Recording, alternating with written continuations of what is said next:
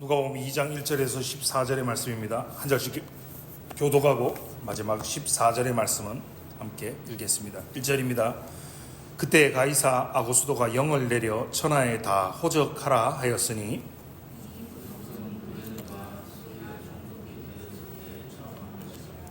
모든 사람이 호적하라고 각각 고향으로 돌아가매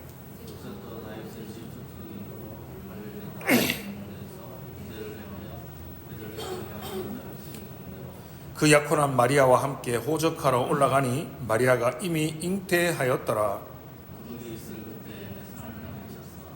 첫 아들을 낳아 강보로 싸서 구유에 누웠으니 이는 여관에 있을 곳이 없음이로라.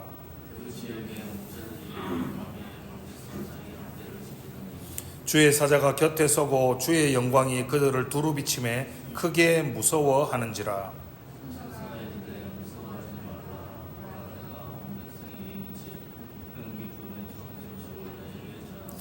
오늘 다윗의 동네에 너희를 위하여 구주가 나셨으니 곧 그리스도 주시니라.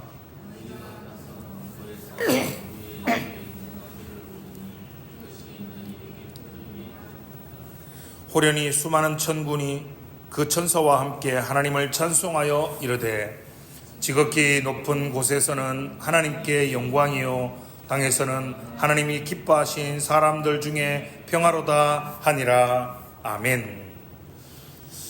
그리스도 안에 사랑하는 성도 여러분, 오늘은 누가복음 2장 1절에서 14절의 말씀을 가지고 임마누엘의 역설이라는 제목으로 함께 말씀을 나누며 은혜를 나누고자 합니다. 여러분, 세상에 많은 사람들이 성탄절을 즐거워합니다. 그리고 성탄절을 기념하기도 합니다.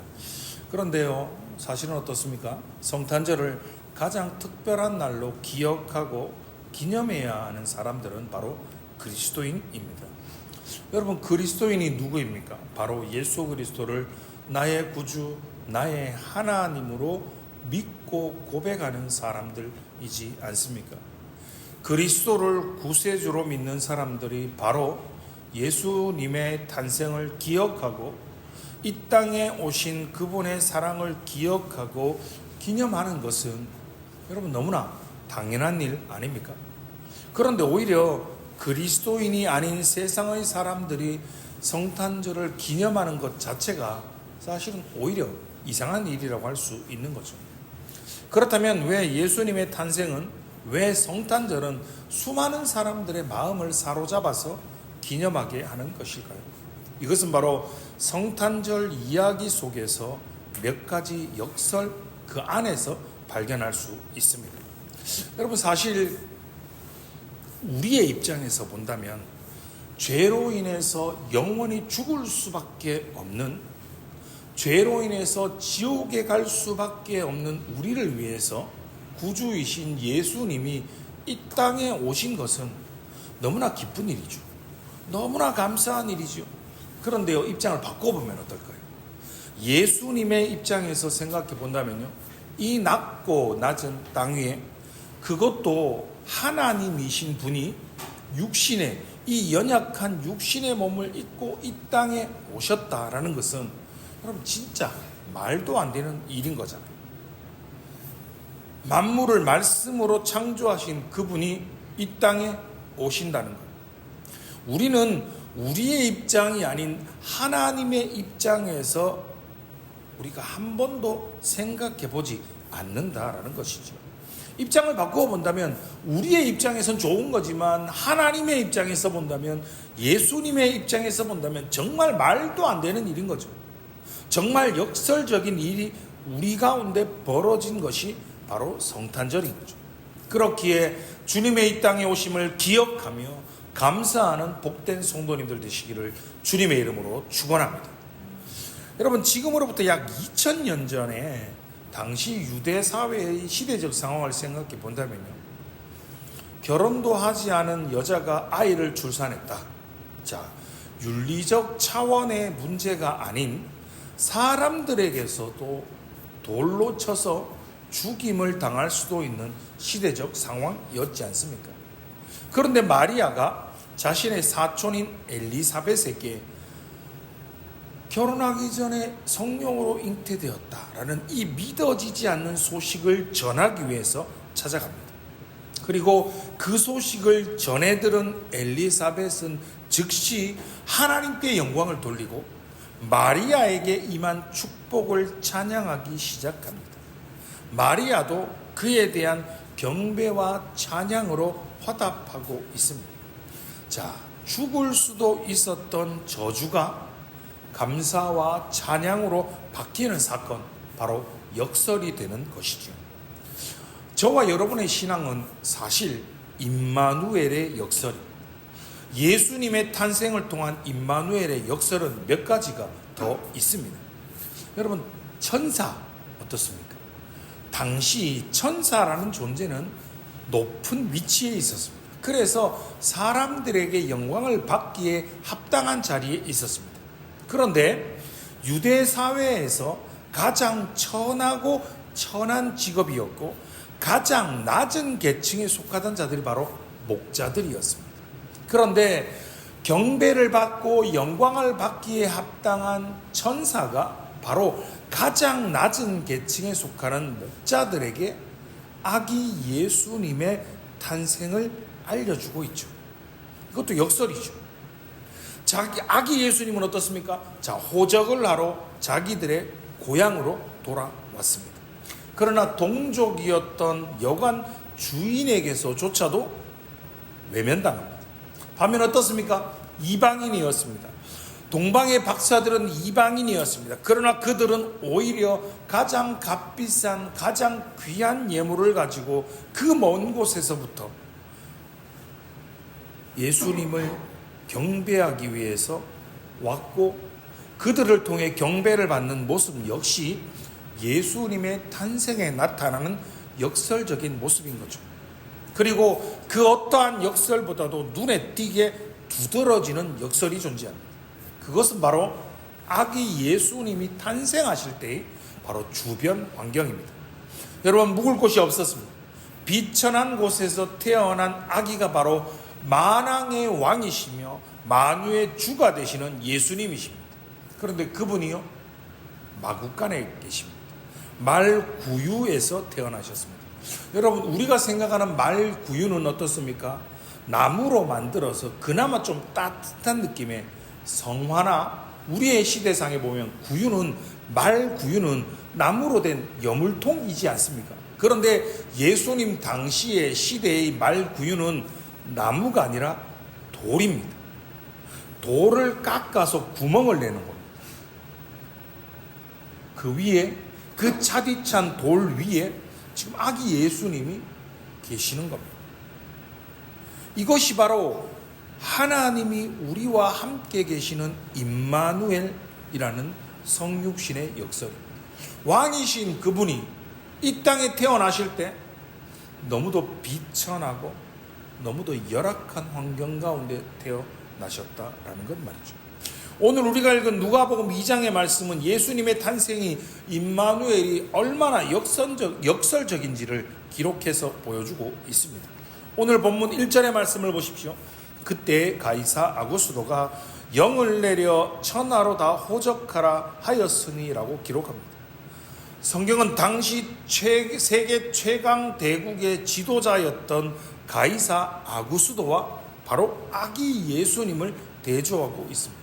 자, 세상의 명예, 세상의 권세, 부귀 영화를 모두 다 가지고 있었던 황제 가이사 아구스도에 비해서 비천한 신분으로, 그것도 비천한 곳에서 태어난 아기 예수가 여러분 어떻게 서로 비교될 수 있겠습니까? 그런데 성경은 어떻습니까? 이런 아기 예수가 당대 세계 최강 대국의 최고 권력자와 동시대에 태어난 사람인 것을 강조하고 있습니다. 비교할 대상이 아니죠. 그럼에도 성경은 비교를 통해서 이 얼마나 어울리지 않는 장면임을, 이것이 얼마나 역설적인 장면임을 우리에게 보여주고 있습니다. 또한 오늘 우리가 읽은 본문인 누가복음 2장 1절에서 7절의 말씀을 보십시오. 5명의 인물이 언급됩니다. 그들의 신분을 한번 보십시오. 1절에는 당시 사회구조상 최고의 자리에 위치하고 있던 가이사 아구스토가 등장합니다. 2절을 보십시오. 바로 그 밑에 신분인 구레뇨, 수리아 총독이 등장하죠. 구레뇨는 가이사 아구스토보다는 낮은 신분이지만 수리아의 총독이죠. 권력과 권세를 소유한 자죠. 그리고 4절을 보십시오. 누가 등장하죠? 요셉이 등장합니다.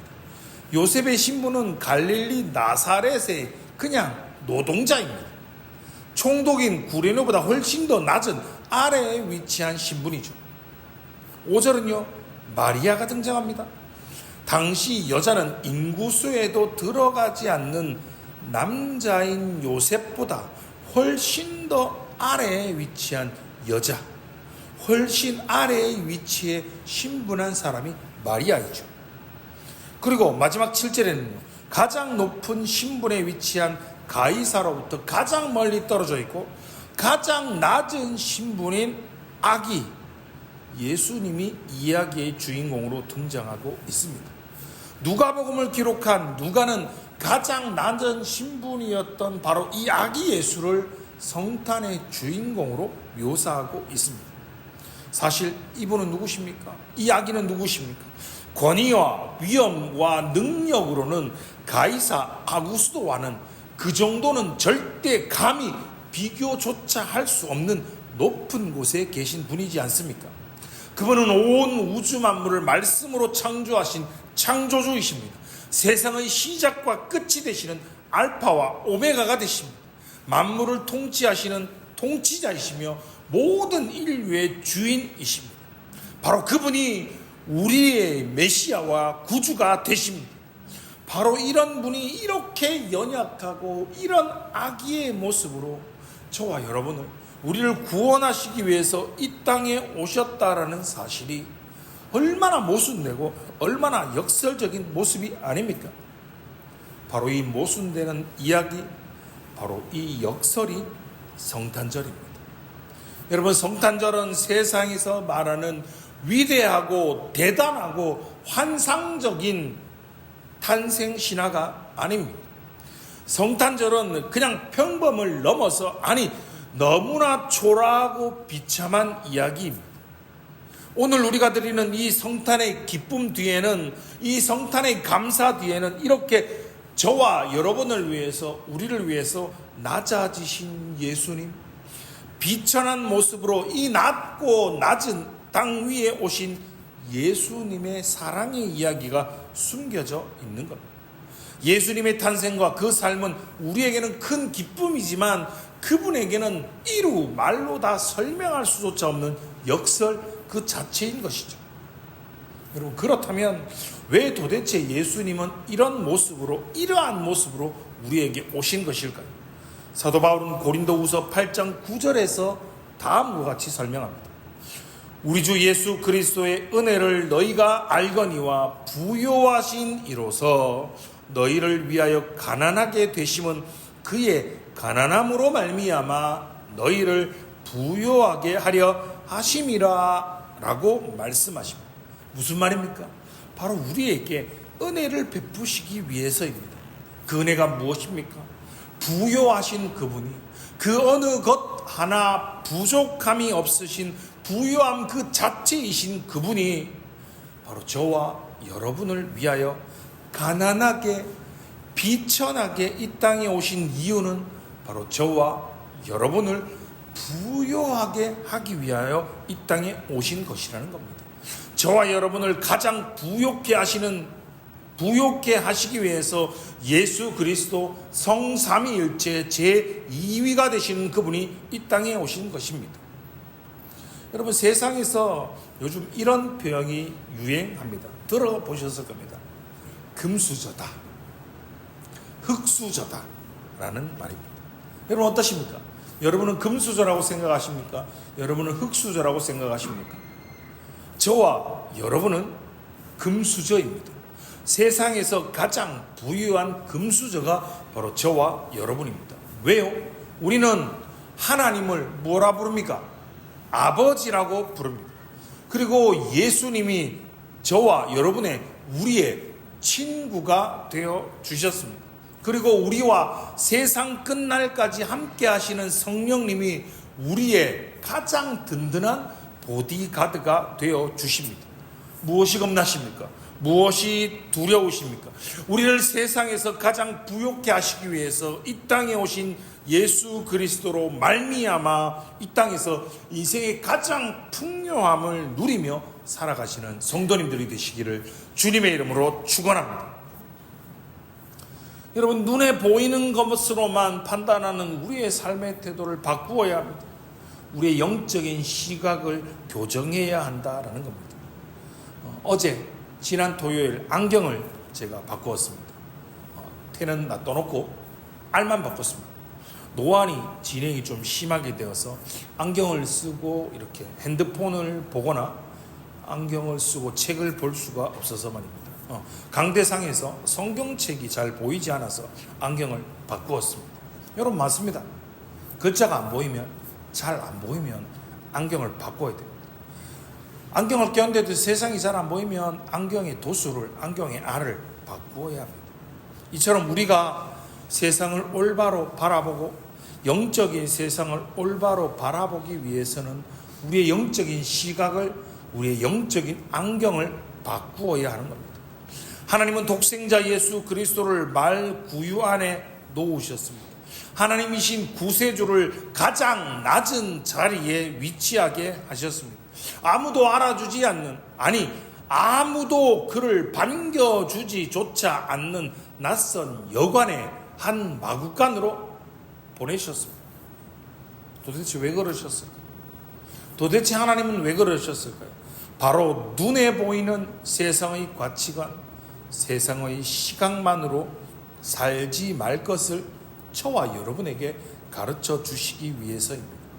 하나님이 인간의 몸을 입으셨다는 것만으로도 비천한데 가장 연약한 어린 아이의 모습으로 이 땅에 오셨다라는 사실은 겸손한 시각을 가지고 이 세상에서 살아가야 한다라는 우리 주님의 강력한 가르침이신 겁니다. 여러분, 한번 기억해 보십시오.